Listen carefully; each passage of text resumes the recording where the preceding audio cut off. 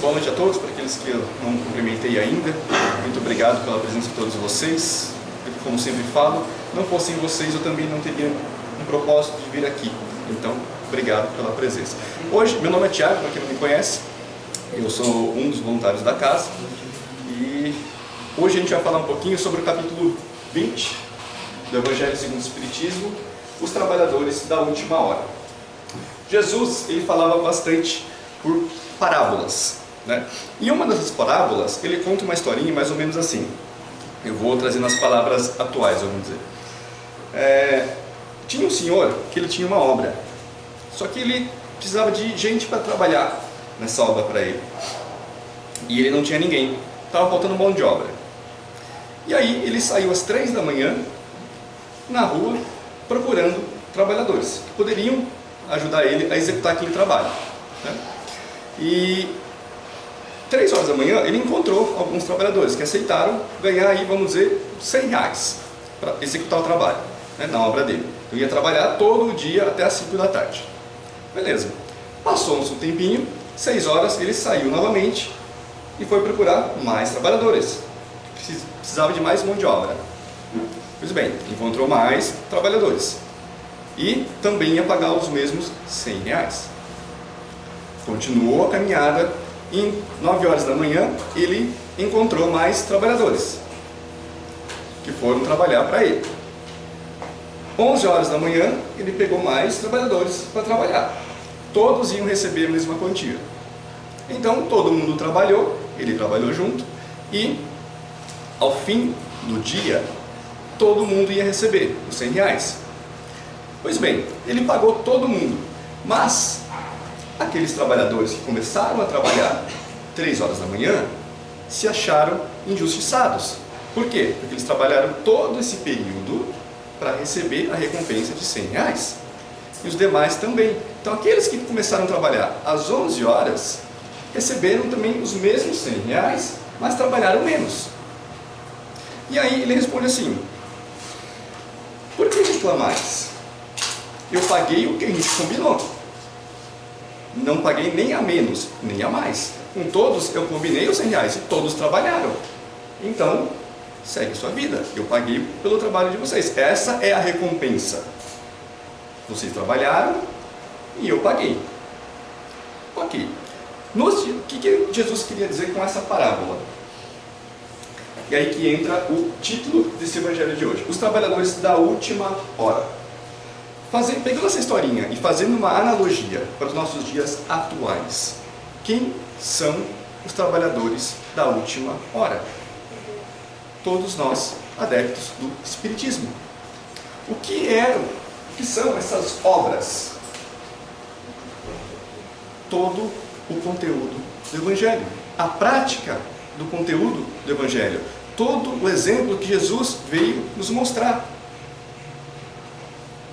Qual é a recompensa que nós vamos receber? O reino dos céus.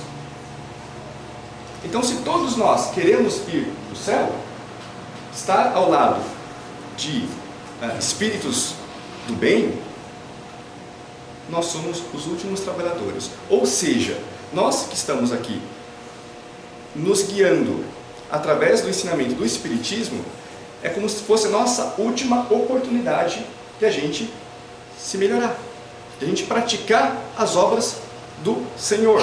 Quem é o Senhor? Deus. Por que é o último momento? Por que o Evangelho traz assim, dessa forma para a gente? Muitos de nós não começamos no Espiritismo. A gente está aqui hoje, mas muitos de nós estávamos em outras religiões e não tem problema nenhum. Mas hoje nós estamos aqui no Espiritismo. O que quer dizer isso?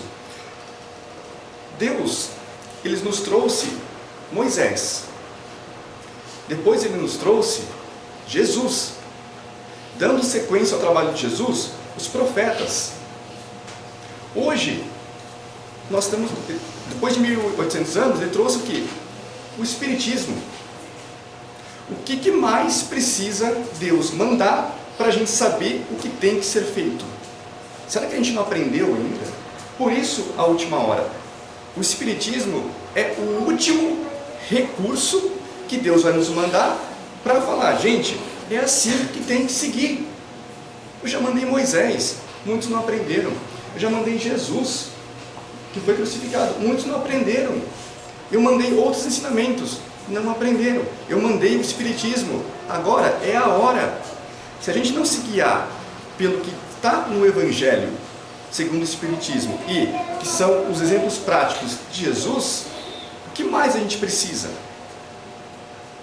Então, por isso que os trabalhadores da última hora somos nós, porque essa é a oportunidade que nós temos de nos redimir, aprender, colocar em prática tudo que tem no Evangelho, mostrar isso para as pessoas também, para os nossos familiares, amigos, para o nosso próximo, colocarmos em prática a caridade segundo Jesus colocou, ele exemplificou, com qualquer pessoa, seja os mais próximos da gente, e aí está o maior desafio, com os familiares, com os amigos de trabalho, com as pessoas na rua, com o desconhecido. Aí está a nossa obra, é aí que nós estamos trabalhando.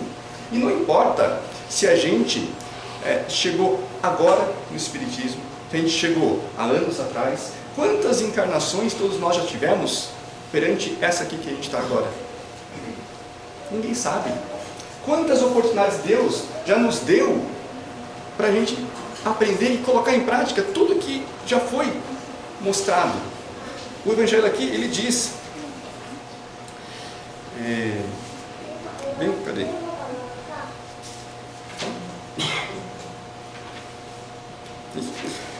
Assim, os últimos serão os primeiros, e os primeiros serão os últimos, porque há muitos chamados e poucos escolhidos. Está em São Mateus, capítulo 20. Ou seja, quem são? Por que última hora? Porque os últimos serão os primeiros. Porque se a gente já passou por todos os ensinamentos, chegamos no Espiritismo e não aprendemos nada, a gente vai ter que voltar para repetir algumas lições. Mas se a gente chegou no Espiritismo, conseguiu colocar em prática, em nós mesmos, primeiramente, tudo que o Evangelho nos passa, nós seremos os primeiros a entrar no reino dos céus. Agora, se a gente pegar toda essa bagagem e não colocar em prática na nossa vida, na sociedade, seremos cobrados também. Muito é cobrado, muito será cobrado, aqui muito foi dado. Ou seja, nós já sabemos o que a gente tem que fazer, o que a gente não pode fazer, de acordo, não deve fazer, de acordo com a lei divina. Então, é agora. Essa é a hora que nós estamos tendo. Mas, Tiago, muitos espíritas acabam vindo para o Espiritismo e, de repente, não segue mais, abandonam. Está tudo bem. Deus nos deu livre-arbítrio. Mas, se qualquer pessoa de nós implementar o exemplo de Jesus, está ótimo. Está ótimo. E também tem uma pergunta assim: se muitos chamados do Espiritismo se extraviaram, por qual sinal se reconhece aqueles que estão no bom caminho? Resposta dos Espíritos: vós os reconhecereis pelos princípios de verdadeira caridade, que eles professarão e praticarão. Reconhecereis pelo número de aflições às quais eles terão levado consolações. Ou seja, muitas vezes o nosso próximo vem conversar com a gente, ele só quer um ouvido, porque não tem com quem conversar. Principalmente aqueles que estão perambulando nas ruas. Não tem com quem conversar. A gente muitas vezes tem, nosso amigo, familiar, tal, mas e aí as pessoas que estão sozinhas? Não tem o que conversar. Muitas vezes a gente mesmo não consegue se abrir, a gente vem se abrir com alguém no centro.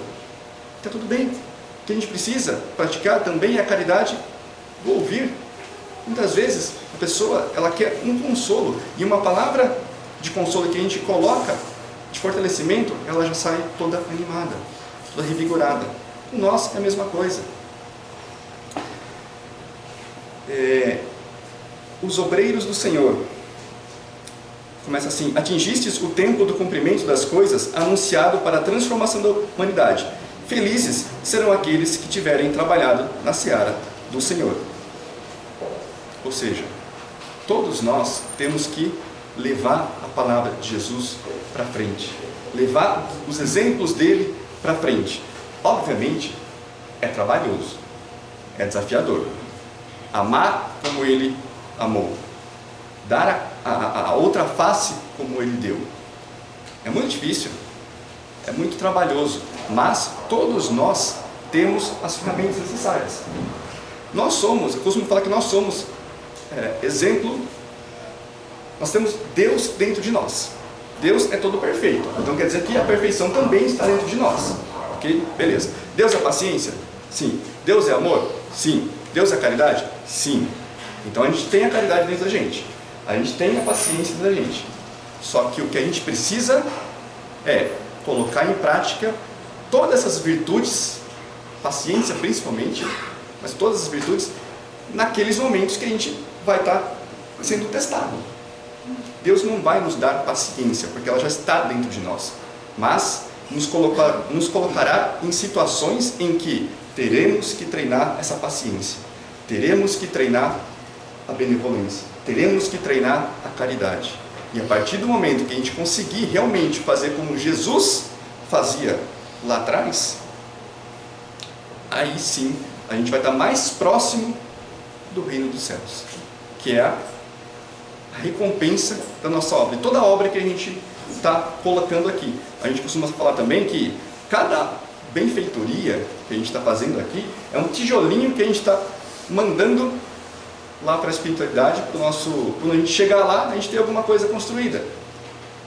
Ninguém vai perguntar para a gente quanto a gente construiu aqui, em termos materiais, mas sim quanto que a gente construiu aqui em termos espirituais, morais, quantas pessoas a gente ajudou, quantas pessoas a gente teve caridade, quantas pessoas a gente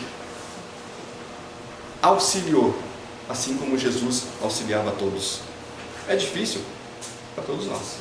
Para ninguém, cada um de nós tem a sua cruz, que a gente sempre fala. Todos nós temos dificuldades, todos nós temos desafios, todos nós temos tribulações. Ninguém é exclusivo de não ter. O planeta Terra é de provas e expiações. Então a gente vai ter provas, a gente vai ter expiações, mas também a gente vai ter coisas boas. Eu costumo falar também que a nossa vida é uma montanha russa. Muitas vezes está para cima, show de bola, muitas vezes a gente está aqui para baixo. Show de bola também. Por quê? Porque nesse sobe e desce é que a gente aprende, a gente glorifica aqui e pega força aqui.